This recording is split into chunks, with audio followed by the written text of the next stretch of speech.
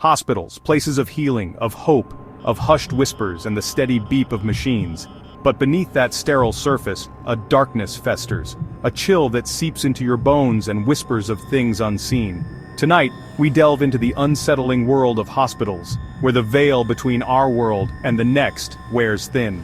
Prepare yourself for 3 terrifying tales ripped from the annals of medical horror, stories of ghostly patients, haunted operating rooms, and the chilling cries of no one.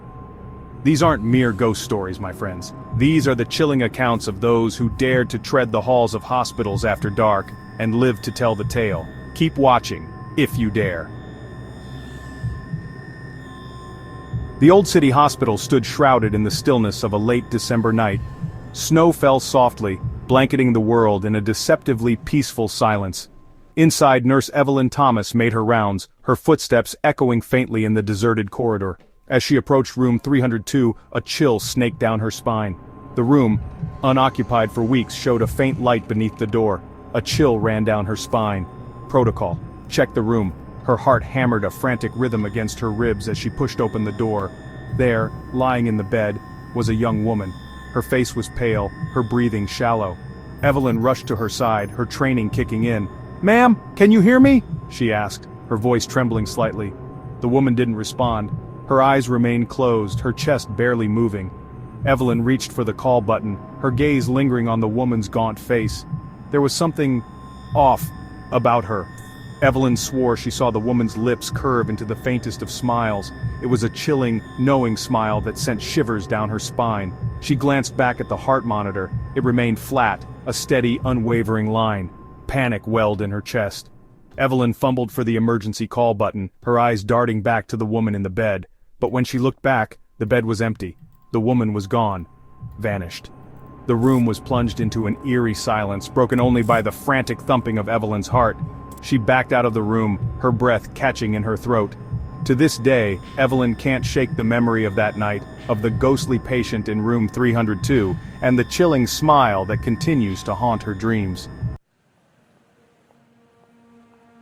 Mercy Hospital, renowned for its state-of-the-art facilities and world-class surgeons.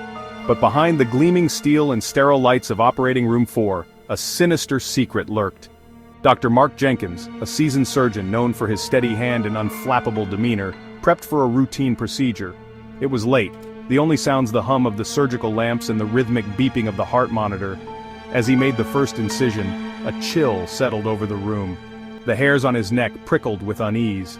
He glanced at the surgical nurse, her face pale and drawn. A faint whisper, barely audible, brushed against his ear.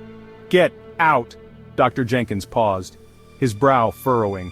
He glanced around the room, but there was no one there. He shook off the unease, attributing it to fatigue. But as the surgery progressed, the whispers grew louder, more insistent. "Leave. While you still can." Then a shadow flickered in the periphery of his vision. A tall, gaunt figure, its edges blurred and indistinct, materialized beside the operating table. Its eyes, 2 glowing embers, seemed to bore into him. Dr. Jenkins froze, his blood turning to ice. The surgical instruments clattered to the floor, the sharp sound momentarily breaking the spell. When he looked back, the figure was gone. Shaken to his core, Dr. Jenkins never spoke of what he saw that night. But the memory of the shadowy figure and the chilling whispers continued to haunt him, a chilling reminder that some places are best left undisturbed. Chapter 3. The Mysterious Crying.